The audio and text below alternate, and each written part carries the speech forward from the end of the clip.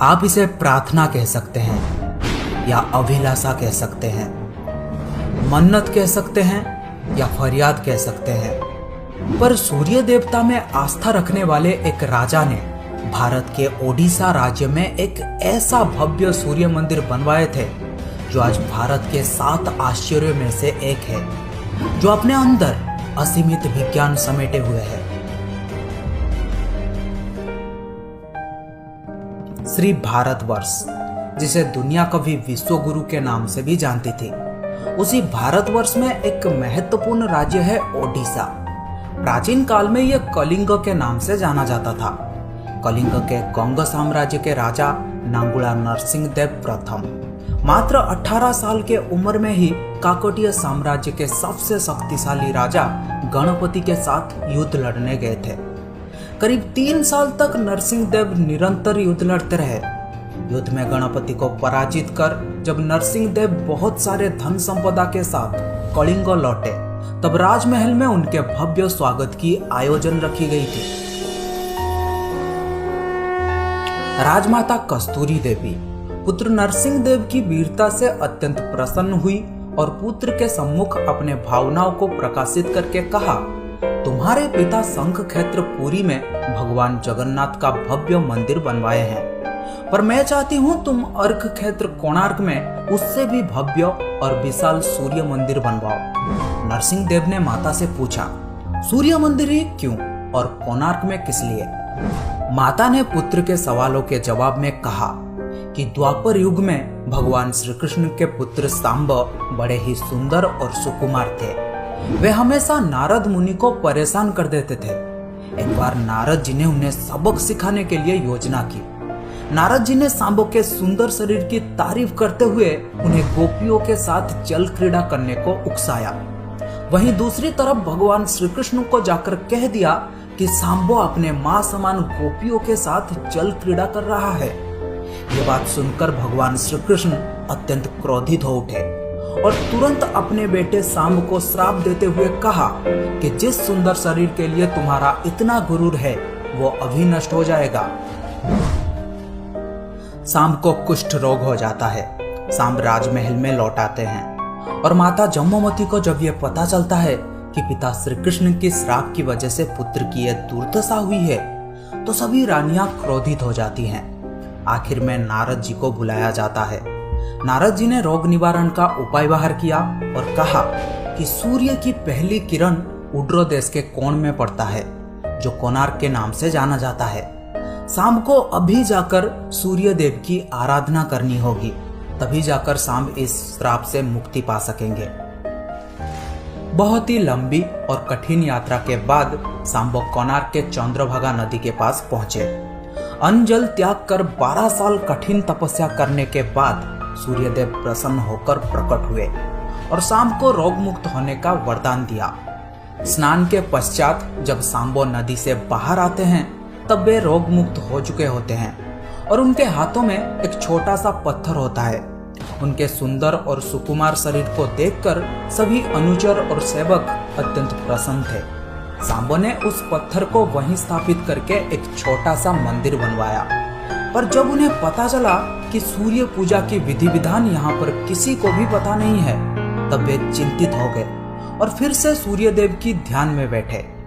सूर्यदेव पुनर्प्रकट हुए और सांबो के पूछने पर बताए कि दूर पश्चिम के शाक्य देश के मागा ब्राह्मण सूर्य पूजा की विधि विधान जानते हैं।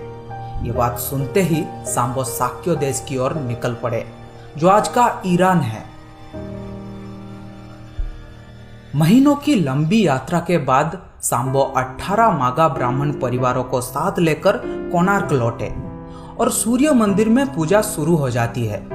राजमाता कस्तूरी देवी नरसिंह देव को बतलाते हैं कि विवाह के कई सालों तक जब मैं निसंतान थी, तब मैंने भी उस सूर्य मंदिर में पूजा अर्चना की और तुम मुझे पुत्र के रूप में प्राप्त हुए। माता की बात सुनकर नरसिंह देव मां को कोणार्क में संसार का सबसे भव्य और विशाल सूर्य मंदिर बनवाने का वचन दिया। सदाशिव सामंतराय महापात्र, जो शिवे सांतराय के नाम से लोकप्रिय थे, वे अपने सहयोगी विशु महाराणा के साथ मंदिर का प्रतिरूप बनाते हैं और राजा नरसिंह देव के सम्मुख प्रस्तुत करते हैं। नरसिंह देव मंदिर का प्रतिरूप देखकर अभिभूत हो जाते हैं और शीघ्र मंदिर निर्माण कार्य आरंभ करने का आदेश देते हैं। दूर दूर से बड़े बड़े पत्थर लाए गए। मंदिर निर्माण कार्य तेजी से होने लगा। 1200 कारीगरों ने मिलकर 12 साल में एक भव्य मंदिर बनवाए, पर लाख कोशिशों के बाद भी उस विशाल मंदिर के गुंबद पर एक कलश स्थापित नहीं हो पा रहा था, जो किसी चुंबकीय पदार्थ से बना हुआ था। वहीं दूसरी तरफ राजा नरसिंह देव ने आदेश दिया कि कल रात्रि काल तक अगर कलश स्थापित नहीं हुआ तो सभी कारीगरों के सर धड़ से अलग कर दिए जाएंगे। ये बात सुनकर सभी शिल्पीकार गहरी सोच में डूब जाते हैं। आखिर करे तो करे क्या। मुख्य शिल्पीकार विशु महाराणा, घर से निकलने के वक्त उनका एक बेटा हुआ था जिसका नाम था धर्मपद, और लोग उसे प्यार से धर्मा बुलाते थे। धर्मा सूर्य मंदिर के प्रतिरूप पर कलश बिठाकर प्रसन्न होता है और पिता को दिखाने के लिए माँ के पास जिद करता है। माँ अपने बागीचे के कुछ फल एक पोटली में बांध कर देती है और कहती है अपने कुत्ते बोड़िया को साथ लेकर कोणार्क जाओ। धर्मपद कोणार्क पहुंचता है। बोड़िया अपने मालिक को पहचान जाता है और उनसे जाकर लिपट जाता है। धर्मा अपने पिता को प्रणाम करता है और अपना परिचय देता है। सभी कारीगरों को चिंता में देखकर धर्मा इसका कारण पूछता है। कारण जानकर धर्मा अपने पिता से कहता है, आप आज्ञा देंगे तो मैं मंदिर के गुंबद पर कलश बिठा सकता हूँ। शिवई सांतराय धर्मपद को अनुमति दे देते हैं।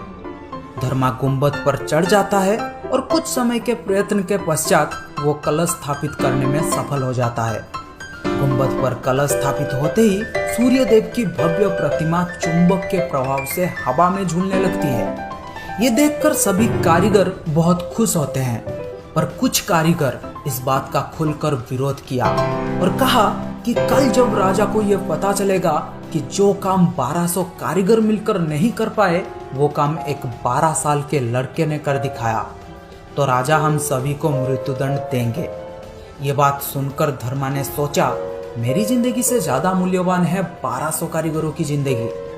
धर्मपद ने अपने पिता को समझाया और गुंबद पर चढ़ के नीचे समुद्र में कूद गया। इसके कुछ समय पश्चात राजा नरसिंह देव मंदिर के सम्मुख उपस्थित हुए। सूर्यदेव की भव्य प्रतिमा को हवा में झूलता हुआ देखकर नरसिंह देव अत्यंत प्रसन्न हुए और शिवई सांतराय की तारीफ करते थके नहीं। राजा नरसिंह देव ने घोषणा किया कि माघ शुक्ल सप्तमी के दिन मंदिर का प्राण प्रतिष्ठा संपन्न किया जाएगा। पर शिवई सांतराय ने कहा, राजन, तिथि तो अच्छा है पर मंदिर की प्राण प्रतिष्ठा के लिए ये सही समय नहीं है। पर राजा नरसिंह देव अपने जिद में अड़े रहे और उसी तिथि में मंदिर का प्राण प्रतिष्ठा किया जाएगा घोषणा कर दिया गया और शिवई सांतराय वाद विवाद ना करते हुए वहां से चले जाते हैं। निर्धारित तिथि में मंदिर का प्राण प्रतिष्ठा संपन्न हुआ, पर बहुत जल्द ही इस मंदिर में कुछ रहस्यमयी घटना होने लगी। सबसे पहले मंदिर में लगे एक विशाल शेर की मूर्ति नीचे गिर गया। फिर मंदिर से अनेकों पत्थर गिरने लगे और राजा नरसिंह देव को जब ये पता चला कि इस मंदिर का पहला दिवस एक 12 साल के लड़के के मौत से शुरू हुआ है, तब इस मंदिर में पूजा रोक दिया गया। कई सालों तक ये मंदिर और इसके आसपास के इलाके घने जंगलों में परिवर्तित हो गए थे और सूर्यदेव की भव्य प्रतिमा घने जंगलों में कहीं छुप गया था। अंग्रेजों के शासनकाल में इस मंदिर का अवस्थिति पता लगने पर उन्होंने ही इस मंदिर का पुनरुद्धार किया था और आज आप उस भव्य मंदिर का केवल टूटा हुआ हिस्सा ही देख रहे हैं। यह था इस मंदिर के निर्माण की कहानी। पर इस मंदिर में एक 52 मीट्रिक टन का चुंबकीय पत्थर लगाया गया था जो कोणार्क से गुजरने वाली जहाजों को अपनी ओर खींच लेती थी और जिसको पाने के लिए बहुत सारे युद्ध भी हुए थे। अगर आप उस चुंबक के बारे में जानना चाहते हैं तो मुझे कमेंट में बता सकते हैं। अगर आपको ये वीडियो अच्छा लगा तो लाइक कीजिए, अपने दोस्तों के साथ शेयर कीजिए और इस चैनल को सब्सक्राइब कर लीजिए। पास में आ रहे ऑल नोटिफिकेशन बेल को भी ऑन कर लीजिए। मिलते हैं और एक इंटरेस्टिंग वीडियो में, तब तक के लिए till then have a great day, bye, thank you.